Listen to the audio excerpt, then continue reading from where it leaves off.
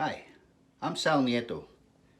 I'm a home inspector and we're going to go through the inspection of a water heater in short, a short video, and then we're going to go through some of the ways of maintaining a water heater. Now this is a standard 40-gallon water heater. By looking at the plate, at the label, you can see the date of manufacture, the maker, the company, the model, and the gallon capacity. This one here is a 50-gallon water heater.